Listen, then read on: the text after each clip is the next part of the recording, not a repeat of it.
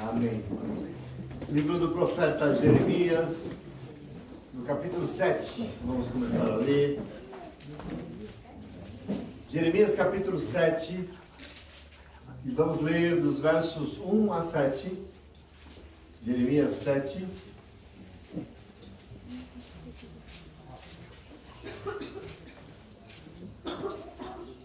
Entraram todos e todas? A palavra diz: esta é a palavra que veio a Jeremias da parte do Senhor. Fique junto à porta do templo do Senhor e proclame esta mensagem. Ouçam a palavra do Senhor, todos vocês de Judá, que atravessam estas portas para adorar o Senhor. Assim diz o Senhor dos Exércitos, o Deus de Israel: corrijam a sua conduta e as suas ações, e eu os farei habitar neste lugar. Não confiem em palavras enganosas que dizem: este é o templo do Senhor, é o templo do Senhor, é o templo do Senhor. Mas se vocês realmente corrigirem a sua conduta e as suas ações, e se de fato tratarem uns aos outros com justiça, se não oprimirem o estrangeiro, o órfão e a viúva, e não derramarem sangue inocente neste lugar, e se vocês não seguirem outros deuses para a sua própria ruína, então eu os farei habitar neste lugar, na terra que deu aos seus antepassados desde a antiguidade e para todo sempre. Amém. Palavra do Senhor para a nossa vida. Seu lugar aí. Bom, nós prosseguimos aqui no nosso esforço no livro do profeta Jeremias. E só para a gente se posicionar um pouco aqui, para lembrar, aparentemente chegou aqui no ápice do desarranjo do relacionamento de Deus com o seu povo. Na Bíblia talvez esse aqui seja o momento de maior desarranjo mesmo. O relacionamento de Deus com o povo não está bom. Se vocês bem se lembram, desde que o povo de Deus clamou lá na escravidão do Egito, nós já meditamos sobre isso aqui, desde que o povo se levantou em súplica ao Senhor quando era escravo do Egito, e lá o Senhor levantou Moisés, e o Senhor trouxe o povo àquela terra que ele tinha prometido a Abraão, desde lá atrás. O povo sempre resmungou demais, murmurou demais, sempre pecou, mentiu, idolatrou. O mesmo povo sem esse temor que construiu um bezerro no monte Sinai, que é o monte de Deus, lembra disso? E passou a adorar um bezerro. O povo que teve inúmeras oportunidades dadas pelo Senhor nesse tempo todo de se converter, essa é a verdade. O Senhor deu oportunidades infinitas a esse povo. E é importante você saber que você serve nesse lugar a esse Deus que tem essa persistência conosco. O Senhor que é um Deus que não desiste fácil não, ele é insistente. E isso é muito importante saber. Se você bem se lembra, teve Josué depois de Moisés, não é? Mas tiveram juízes que o Senhor levantou, lembra? Teve Samuel, lembram? Teve o profeta Natan, teve Elias, teve Eliseu, teve Isaías. Sempre o Senhor envia os seus para trazer uma palavra, para profetizar no meio do povo, para alertar o povo dos caminhos que estão errados, que não agradavam ao Senhor. Mas aparentemente parece que não resolve, as coisas parecem que não acontecem. Porque a idolatria e o pecado são muito grandes. Isso é uma constante na Bíblia, no Antigo Testamento todo. Aqui em Jeremias, nós estamos então nesse ápice do grande problema desse relacionamento. Nós estamos num auge aqui. O texto revela um Deus profundamente decepcionado. O livro do profeta Jeremias, eu tinha me esquecido como ele é duro, né? É um Deus praticamente irritado, é um Deus pesado. Afinal, esse povo é difícil. E Jeremias diz num dado momento que o Senhor até desistiu de estar no meio do povo. Por isso vai vir um mal muito grande, porque o Senhor não vai estar. Aquele que é o protetor da casa de Israel não vai estar entre eles. Esse é o contexto do livro de Jeremias. E aqui é interessante porque Jeremias, às vezes tem umas passagens bem conhecidas, né? A gente não ouve muita coisa sobre o livro de Jeremias, mas tem textos muito pontuais aqui que a gente conhece, todo mundo prega, e a gente sempre lê. Quem aqui nunca ouviu falar do vaso e do oleiro, né? Que, oh meu Deus, glória a Deus, vamos retentar lascado, todo mundo gosta. Aqui no contexto desse livro, tem um monte de textos que Eu queria que, com a compreensão desse contexto que nós estamos entendendo de Jeremias, quando você lê, quando você ouvisse alguém pregar de novo sobre esses textos conhecidos de Jeremias, você então tivesse claro por que aquilo está sendo pregado, né? Quando você entende, então, todo o contexto, tá bom? Então é importante que se diga, porque quando a gente lê o texto, a gente vê Deus muito irritado. Mas a pergunta que eu já faço é o seguinte: Deus estava irritado com todo o povo? É importante vocês compreenderem isso quando vocês leem. Era com todo mundo? Não. No livro de Jeremias existe uma divisão muito clara. Onde está o maior foco do maior problema, aquilo que desagrada tanto o Senhor. Com quem Deus está tão irritado assim? Existe uma divisão aqui que você precisa considerar para entender. Por exemplo, nós já lemos aqui no início do capítulo 7 com você que o Senhor manda Jeremias se colocar onde? Na porta do templo. Vai para a porta da igreja e lá você vai abrir a boca. Você vai pregar para aquele, olha, ouçam a palavra de Deus. Assim, Jeremias ele foi lá e fez o que o Senhor mandou. Ouça a palavra do Senhor, todos vocês de Judá que atravessam essas portas para adorar ao Senhor. Para quem que é essa mensagem aqui? Para todo o povo de... Não, essa mensagem é para o povo de Jerusalém. É para os moradores de Jerusalém. Era para o povo da cidade de Jerusalém, para o povo que tinha o hábito de ir no templo, por exemplo, orar 3 vezes por dia. Para esse povo da lei de Moisés aqui que morava ali. E aqui existe uma diferenciação. Eu quero que você entenda a palavra, porque às vezes a gente não entende ela. Porque existiam moradores da cidade, e em Jerusalém aqui, por exemplo, moravam as pessoas das classes mais altas do país. Jerusalém é aquela capital. Jerusalém aqui é onde está o pessoal com mais... Nem todo mundo, por exemplo, poderia morar em Jerusalém. Ela dava muito pouco esse privilégio. Me parece que tinha algo em torno de 6 mil habitantes aqui, nesse momento. Morando ali em Jerusalém, mas era um privilégio só daqueles que eram mais abastados. Inclusive, em dias normais, fora das festas, quem frequentava o templo normalmente, regularmente, eram essas pessoas da elite. Só para vocês terem ideia, a população de Jerusalém no tempo da Páscoa, por exemplo, saltava de 6 para 18 mil pessoas. Porque todo o país ia para lá na festa da Páscoa, era uma obrigação. Mas depois ia embora e sobravam esses tais moradores ali, que eram as pessoas de maior elite. Também da elite era a classe sacerdotal, por exemplo. Os sacerdotes do templo. A corte do rei. Os funcionários do templo e o alto escalão do palácio do rei. Tudo era esse povo que morava ali. E aqui está o problema do Senhor. A aristocracia de Israel. Então o texto, você precisa identificar isso muito bem. Quem era mais pobre também, mais humilde, não podia morar em Jerusalém. Nem dinheiro para isso tinha. Não morava na cidade, mas morava em aldeias e vilas que eram espalhadas pela região e fora do país. Eram pequenas vilas, eram aldeões. Por essa razão, o ministério de Jesus se deu aonde? Jesus teve seu ministério em Jerusalém? Não, Jesus não teve nada com Jerusalém. Aliás, ele foi em Jerusalém, e uma das razões maiores foi lá para morrer. Mas o ministério de Jesus se deu aonde? Nas vilas, nas aldeias, nas pequenas cidades, andando de uma vila para outra, porque é aqui que está a questão. O povo de Jerusalém, inclusive na entrada triunfal de Jesus, você precisa entender, tinha um povo que vinha caminhando com ele das vilas, dizendo Hosana, bendito que vem em nome do Senhor, e tinha um povo na cidade que deseja matá-lo. É esse povo da elite, você precisa entender a separação. É importante que se entenda quando você lê Jeremias, porque as duras palavras de Jeremias são palavras muito duras, se dirigem a essa elite do país, os moradores de Jerusalém. Observa aqui, como no texto que nós lemos, Deus manda Jeremias se colocar na porta do templo para abrir a boca e profetizar contra essa elite. Assim diz o Senhor dos Exércitos, o Deus de Israel, corrijam a sua conduta e as suas ações, eu os farei então habitar neste lugar. Não confie em palavras enganosas, que fica dizendo, esse é o templo do Senhor, esse é o templo do Senhor, o templo do Senhor. Está aqui meio tagarela, aqui repetindo a mesma coisa. Importante que você entenda o momento que está vivendo aqui, por exemplo, o templo do Senhor. Isso aqui é o maior problema de Jeremias.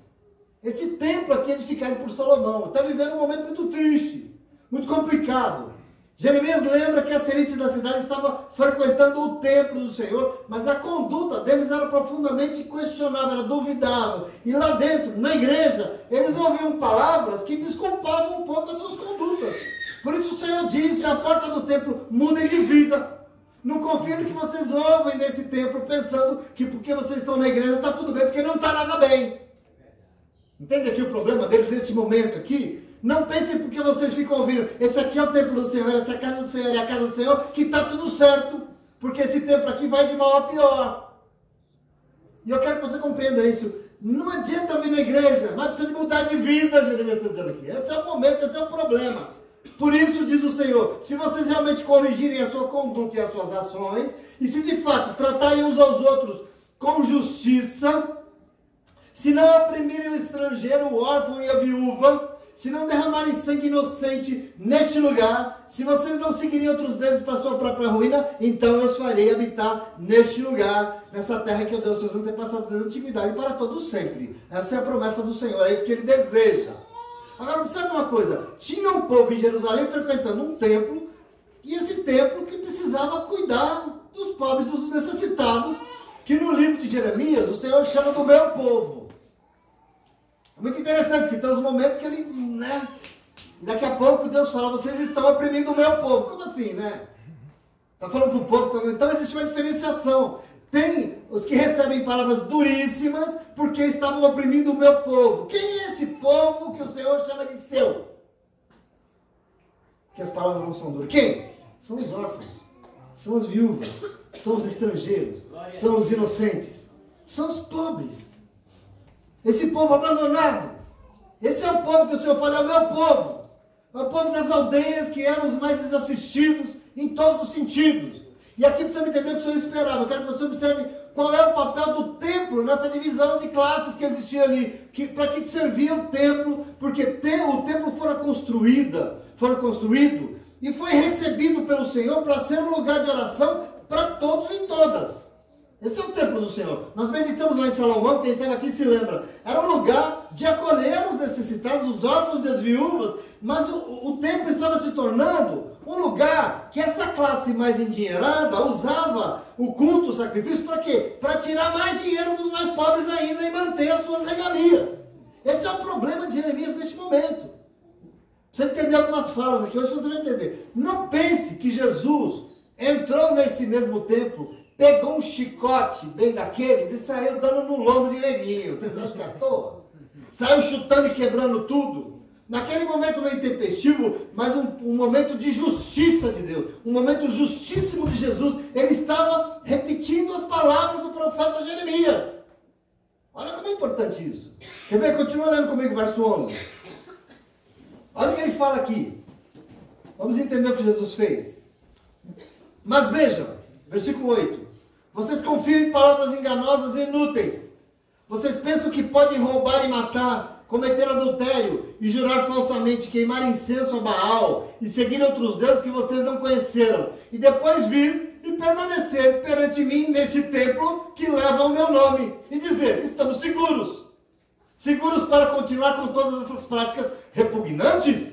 Esse templo que leva o meu nome tornou-se para vocês um covil de ladrões. Cuidado, eu estou vendo tudo isso, declara o Senhor. Daqui veio a fala de Jesus.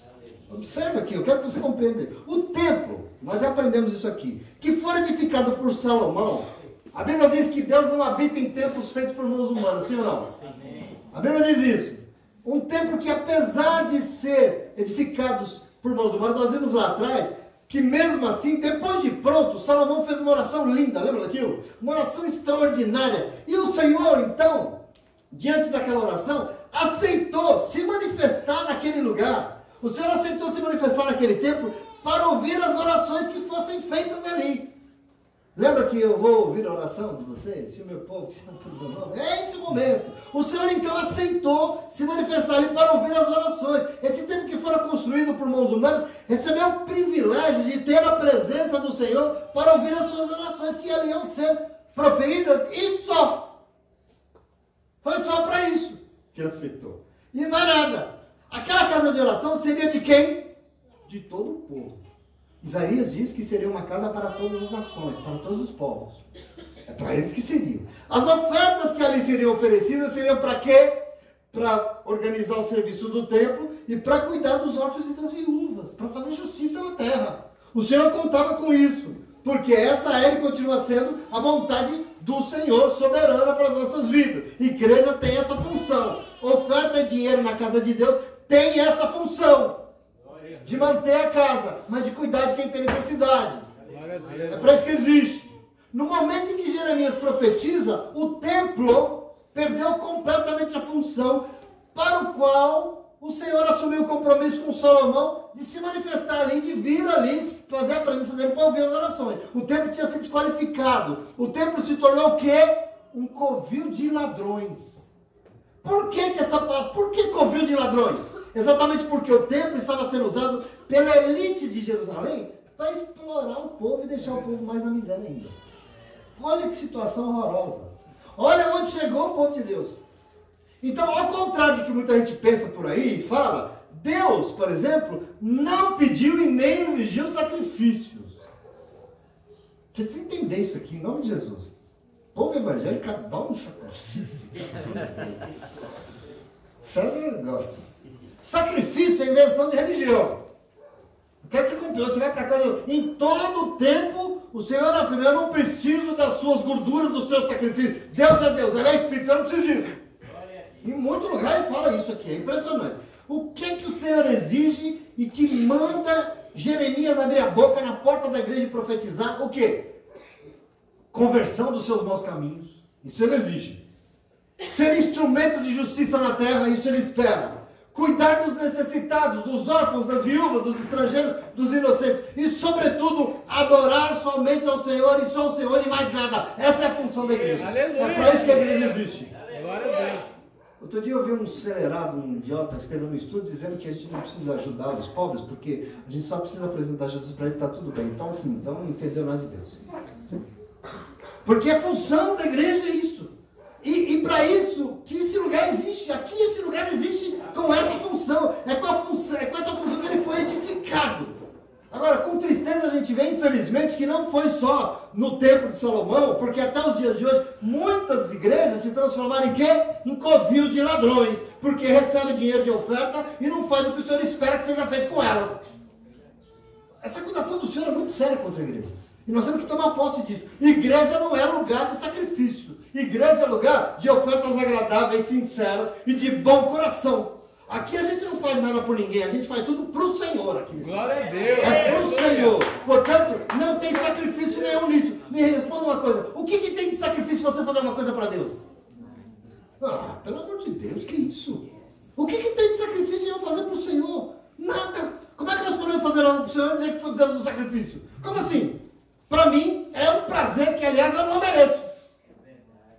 É um prazer tão grande para mim que eu não mereço nem isso. Por isso aqui tem um povo temente ao que o Senhor espera dele. Presta atenção, eu estou falando de você. Por isso, em tudo o que faz com carinho. Glória a Deus. Em tudo o que faz com esmero. Faz de forma leve, agradável, e não por obrigação, mas faz de coração agradecido pela oportunidade de o Senhor estar ali e dar a oportunidade dele fazer tudo aquilo que o Senhor quer ver em nosso meio. É uma oportunidade extraordinária, é um privilégio. O que tem de sacrifício nisso? Nada.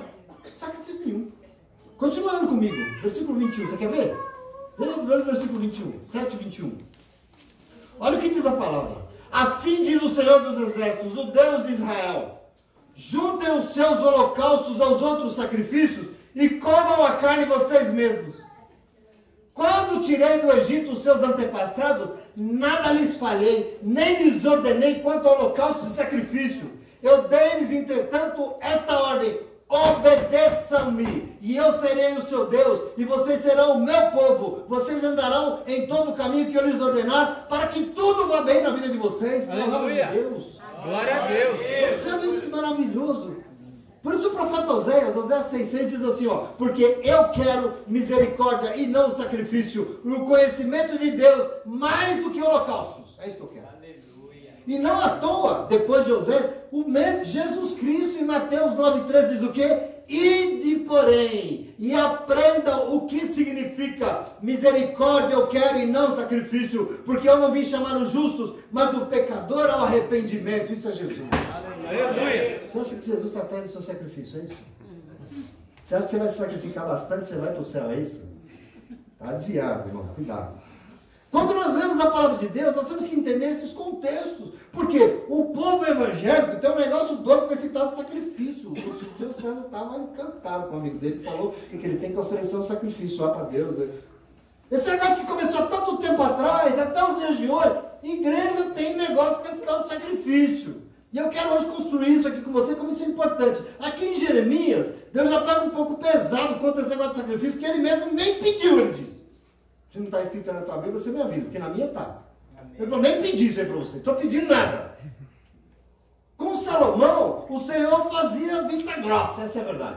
Porque ele aceitava todo aquele ritual de sacrifício, porque as pessoas estavam tentando adorar o Senhor, estavam levando, e o Senhor talvez contasse com aquelas ofertas para alimentar as famílias. O Senhor fazia vista grossa. No tempo de Oséias, por exemplo, nós poderíamos até dizer que é até desculpável, porque a religião se apegou ao sacrifício, é até desculpável. Afinal, o sacrifício é a base da adoração a Deus em qualquer religião no mundo. Presta atenção aqui, todas as religiões do planeta que têm uma relação com Deus baseiam a sua adoração sobre o quê? Sacrifício. Católico faz sacrifício subindo escadaria, fazendo romaria, fazendo novena. Muçulmano faz sacrifício, muçulmano vai para a Meca todo ano e se ajoelha para orar meio-dia, faz sacrifício. Judeu faz sacrifício, budista faz sacrifício, religiões indígenas fazem sacrifício, espíritas fazem sacrifício. Religiões afros ainda nem se fala, porque religião afro, a base de tudo ali é sacrifício. Evangélicos fazem sacrifício no monte, por exemplo, fazendo vigília, por exemplo, e quando não é o tal do sacrifício de louvor, que a gente gosta tanto. Enfim, toda religião do mundo existe e tem na base um sacrifício. Agora eu quero que você entenda uma coisa. Quando eu digo para você que Jesus não é nenhuma religião, Jesus não é religião. E às vezes você não entende o que eu falo. Por que eu digo isso? Observa e entende a magnitude daquilo que Jesus fez na cruz do Calvário, porque muita gente não entendeu até hoje. Antes dele, antes de Jesus, todas as religiões do mundo baseavam a sua adoração em quê? Em sacrifício. Judeu era assim. Jerusalém era assim. O país inteiro era assim. Entretanto, há 2000 anos ele se doou naquela cruz do Calvário, e ele fez isso de que maneira? Se doando como Cordeiro definitivo de Deus, que se doou em favor de todos nós e todos que acreditassem nele. Sim ou não? Observe isso aqui. Então, qual é o problema? O problema é que depois de Jesus, não tem mais como se relacionar com Deus através de sacrifício. Não dá mais. Se antes era, problema de quem era. Depois dele não dá mais. Não tem como. Na verdade, antes dele já nem tinha como se relacionar. O Senhor está falando aqui, né? Mas até aí tudo bem, né? Vai fazer o quê? O Senhor está falando.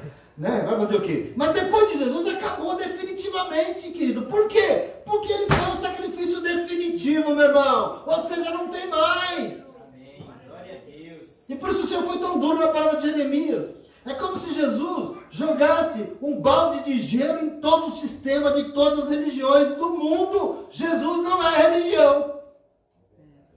Jesus, aliás, desmontou a estrutura de todas as religiões na cruz do Calvário. Ele falou, acabou o sacrifício agora, não tem mais.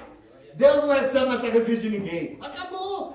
Eu não sei se tem povo de Deus aqui nessa noite. Glória a Deus. Aleluia. Então, como nós aprendemos domingo aqui, que nós somos cristãos e cristãs de verdade, entenda que cristão não faz sacrifício.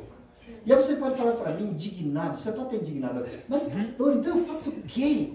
E eu falo para você, faça o que Jesus fez. O que Jesus fez? Ele ofereceu a sua própria vida. Ele ofereceu a sua vontade. Ele ofereceu o seu querer. Ele ofereceu o seu corpo em sacrifício definitivo pelos outros. E definitivo para perdoar o pecado de todo mundo. Isso que ele fez.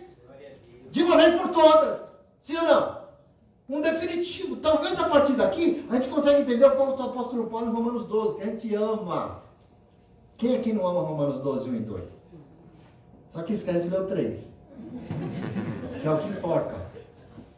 Romanos 12, 1 a gente ama, a gente diz assim, rogo-vos, pois, irmãos e irmãs, pela compaixão de Deus, que apresentei os vossos corpos em sacrifício vivo, santo e agradável a Deus. Sim ou não?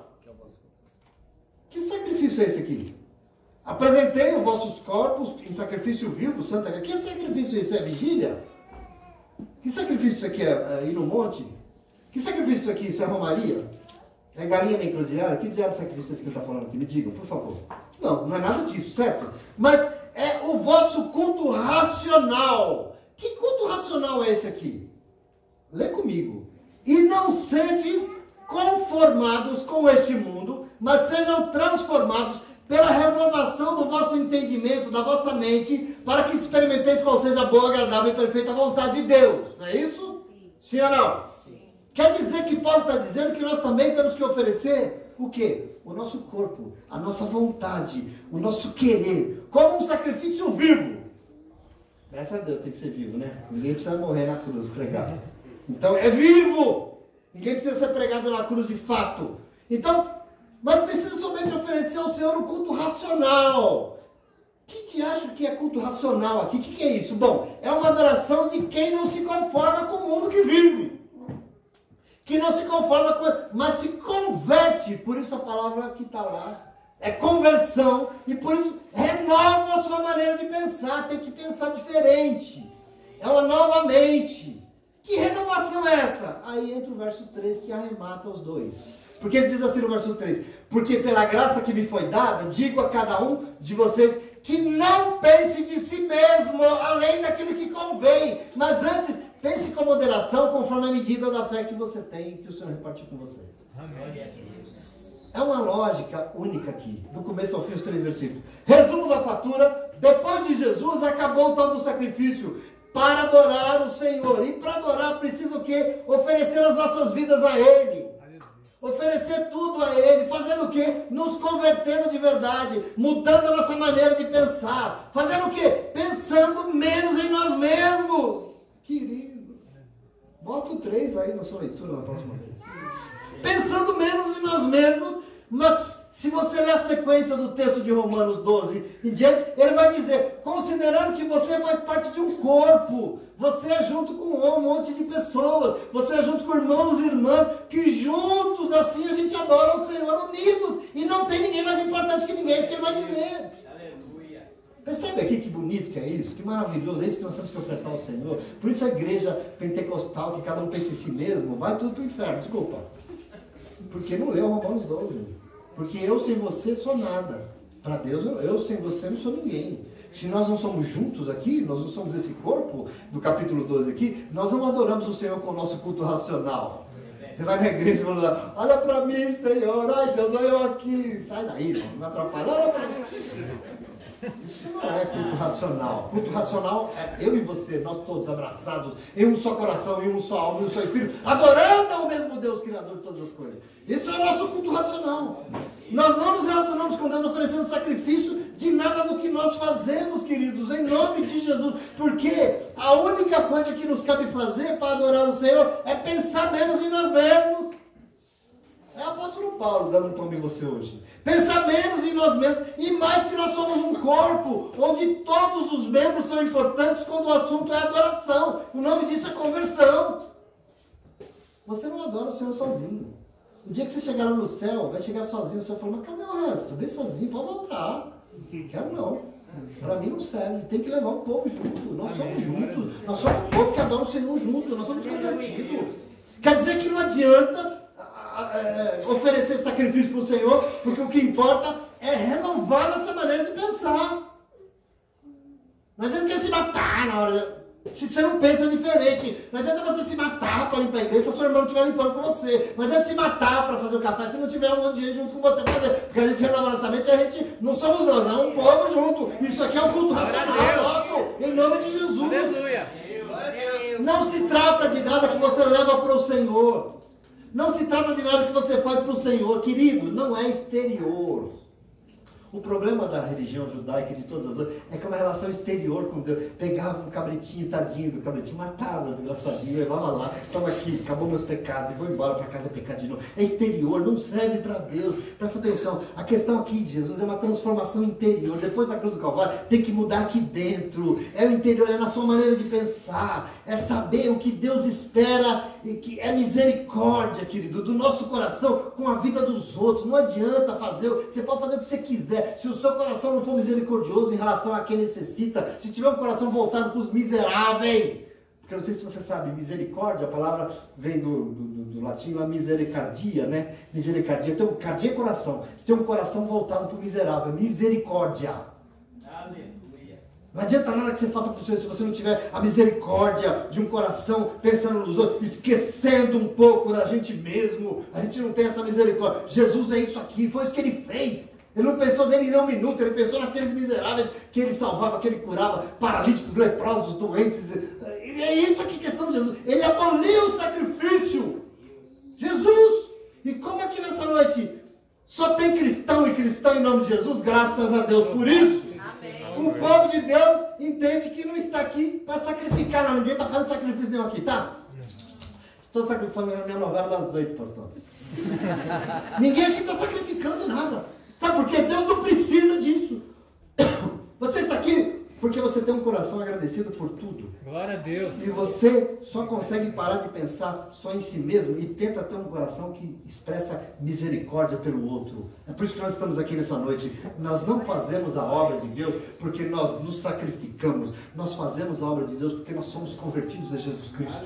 Glória a Deus, aleluia. É por isso que nós fazemos. Nós não amamos as pessoas porque nós nos sacrificamos por elas. Nós amamos as pessoas porque primeiro Ele nos amou. Louvado seja o teu Eu não nome.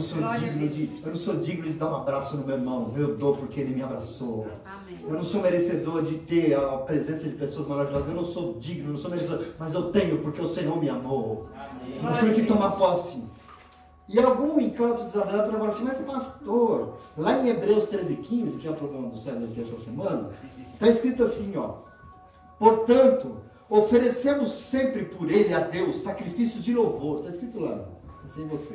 Sacrifício de louvor, isto é, o fruto dos lábios que confessa o seu nome. A gente canta isso o tempo todo, né? O sacrifício de louvor. Exatamente porque Hebreus fala isso. Agora, sabe o que a gente se esquece e não pensa? Chama a tua atenção aqui. Qual que é o título do texto que eu acabei de ler? Não é uma carta. Isso aqui é um tratado teológico. É um tratado aos Hebreus. Presta atenção no que você lê. Quem eram os hebreus? É um tratado teológico para ensinar os hebreus. Quem eram os hebreus? Esse texto fala de sacrifício depois de Jesus Cristo. Esse texto foi escrito no final do primeiro século. Mesmo depois de Jesus, por uma comunidade de judeus que se converteu ao Cristo. E ainda queria ir no templo, orar 3 vezes por dia para seguir a lei de Moisés. Acontece que não tinha mais tempo, que tinha sido destruído em 68 e 70. Então o problema desse texto de Hebreus é esse drama do judeu que confia em Jesus Cristo como Messias, mas não tem mais o tempo para ir adorar 3 vezes como mandava Moisés. Olha a confusão na cabeça deles. Esse é o problema do texto de Hebreus que a gente não entende. Nós precisamos entender que um hebreu não existe sem sacrifício. Ele não existe. Ele não é ser humano se não tiver um sacrifício, até hoje. Ele não existe. Então, para pregar para o hebreu, você tem que fazer menção do quê? Sacrifício. Por isso que é um sacrifício de louvor, meus irmãos. Para você pregar para um hebreu, você tem que falar, sabe do quê? Do sumo sacerdote. Então, aqui no terceiro, Jesus se torna o sumo sacerdote. Mas ele era? Ele não tinha nada de sacerdote, mas tinha um ministério profético. Ele era sacerdote e ele chutava. Mas tem que falar aqui, nós temos que entender isso. Deixa eu perguntar, tem algum hebreu aqui nessa noite? Tem? Tem algum cristão e uma cristã aqui nessa noite? Então entenda que você está aqui para servir ao Senhor, que foi o sacrifício definitivo, e depois dele não tem mais sacrifício, mas tem um povo que se converteu de verdade, porque mudou a sua cabeça, mudou o seu comportamento, e olha menos para si mesmo, e olha mais para os outros, e por isso, quando leva a sua oferta na igreja, leva com o coração agradecido, por misericórdia, porque sabe que tem gente que precisa da sua ajuda. Essa é a única razão, não faz troca não é sacrifício não. Quando faz algo, faz com alegria, porque o Senhor está dando a ele uma oportunidade preciosa de participar da obra de Deus. E não está tendo sacrifício nenhum aqui agora, em nome de Jesus, amém? Amém. A gente vai lá e põe uma oferta para esse mês, Deus vai me abençoar e multiplicar. Exaltamos, Senhor. Pega a sua oferta e vai tomar um sorvete, é melhor. Não é sacrifício, isso aqui é uma oferta de coração agradecido. Tem um irmão ali que está precisando de uma cesta básica, eu vou ajudar. Eu quero ter o privilégio, a honra de participar disso. Por isso que eu vou lá e participo em nome de Jesus. O Senhor usa a boca de Jeremias para dizer, não preciso de sacrifício de vocês. Comam vocês mesmos a carne, está tudo bem. Aliás, eu nunca pedi. É isso que ele usa para dizer. O que eu preciso é que vocês obedeçam de verdade é a minha palavra, e aí já está de bom tamanho, que eu já estou feliz. Aleluia. Toma posse em nome de Jesus. Glória a Deus. E aí nós vamos até, pula aí um pouco para o capítulo 9, que aí repete um monte de coisa, porque tem lá um texto desse que a gente gosta de pregar e cantar, né? 9:23, vai lá, dá uma caminhada para frente, nós estamos indo para frente. Jeremias 9:23, está escrito assim, ó: assim diz o Senhor, não se glorie o sábio em sua sabedoria, nem o forte em sua força, nem o rico em sua riqueza, mas quem quiser se gloriar, glorie-se nisso, em compreender-me e em conhecer-me, pois eu sou o Senhor e ajo com lealdade, com justiça, com retidão sobre a terra, pois é dessas coisas que eu me agrado, declara o Senhor. Glória a Deus. Já tinha ouvido isso aqui? Direto, né? A razão dessa quarta-feira, por exemplo, aqui é exatamente isso aqui. O quê? Conhecer o Senhor cada vez mais. Amém. É o meu desafio para você já desde o ano passado. A gente conhecer o Senhor. Nós não nos gloriamos por nada do que nós temos. Você pode comprar o Estado de São Paulo. Você não pode se gloriar disso. Nós não nos gloriamos pelo que nós somos. Nós não somos fortes, diz o texto. Nós não nos apegamos aos nossos bens. Nós nos apegamos e exaltamos o fato de que nós nos esforçamos muito. Nós nos reunimos aqui para compreender e conhecer cada vez mais o Senhor. Essa é a única recompensa que nós temos. Aqui nós nos gloriamos em nome de Jesus, presta atenção, de saber que o Senhor se agrada da justiça, da fidelidade, de uma vida reta. Isso sabemos que o Senhor se agrada, isso sabemos que Ele espera de nós. Quer conhecer mais um pouquinho então? Mais um tantinho? Lê comigo, versículo 10. Quem é o nosso Deus?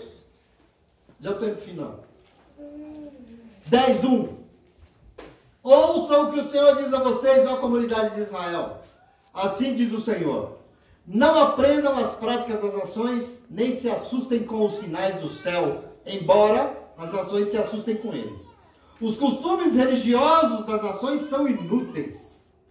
Corta-se uma árvore da floresta, um artesão molda com seu formão, enfeita-no com prata e ouro, prendendo tudo com martelo e pregos para que não balance.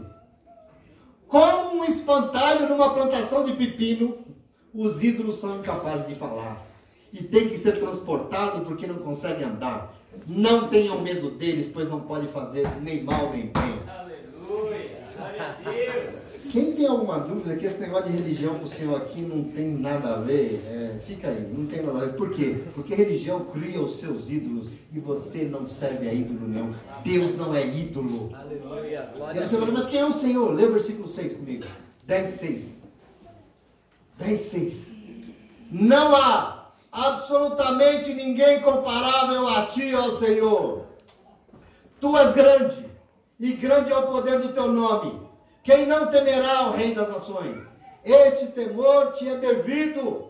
Entre todos os sábios das nações, entre todos os seus reinos, não há absolutamente ninguém comparável a ti. São todos insensatos e tolos. Querem ser ensinados por ídolos inúteis. Os deuses dele não passam de madeira, prata batida, e é trazida de Tarsis, e ouro de Ufaz. A obra do artesão e do ourives é vestida de azul e de vermelho. Tudo não passa de obra de hábeis artesãos, mas o Senhor é o Deus verdadeiro. Ele é o Deus vivo, o Rei eterno. Quando ele se ira, a terra treme, as nações não podem suportar o seu furor. Jeremias está dando aqui aleluia por isso. Olha que importante que você tome posse disso aqui. As pessoas às vezes vêm para a igreja e não se dão conta. O que nós vamos fazer aqui? Eu vou na igreja adorar o Senhor. Eu falo, que Senhor que você veio adorar? Você veio aqui hoje adorar nessa noite porque Ele quer que você compreenda, que o conheça. Nós precisamos compreender e conhecer o Senhor, isso agrada ao Senhor. E por isso Ele se revela. Quem é o Deus que você veio adorar? E Jeremias se lembra, Ele é o Rei soberano. Ele te lembra, Ele é o único Deus verdadeiro. Um Deus vivo, um Deus que é presente na tua vida. Um Deus que não te abandona, um Deus que tem sido o tempo todo com você. Um Aleluia. Rei que é eterno e é cheio de poder. Glória a Deus, aleluia. Toma posse em nome de Jesus.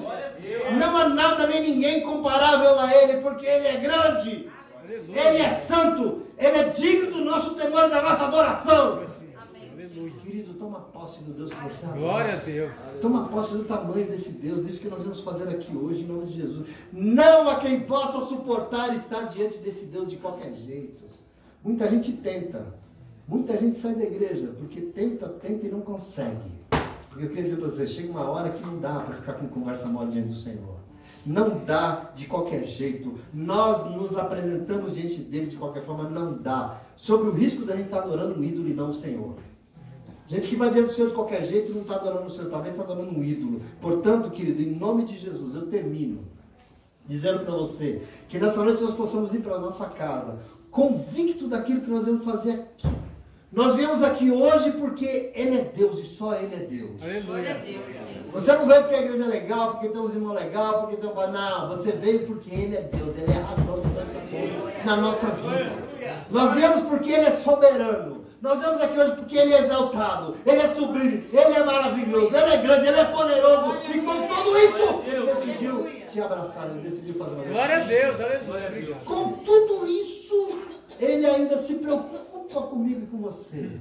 Com toda essa glória, Ele veio pessoalmente trazer você diante de mais uma palavra, para que você possa compreender qual é a vontade dEle, que é santa para a tua vida. Ele veio te dizer isso hoje em nome de Jesus. Porque, presta atenção aqui, eu vou encerrar dizendo uma coisa. Só existe um lugar onde tem a boa, perfeita e agradável vontade do Senhor, que é na presença dEle. Você veio hoje aqui para buscar e para saber a santa vontade do Senhor, porque só ela é na tua vida boa, só ela é perfeita, só ela é agradável. Aleluia. Você recebe, mas você recebe, Glória a Deus. Aleluia.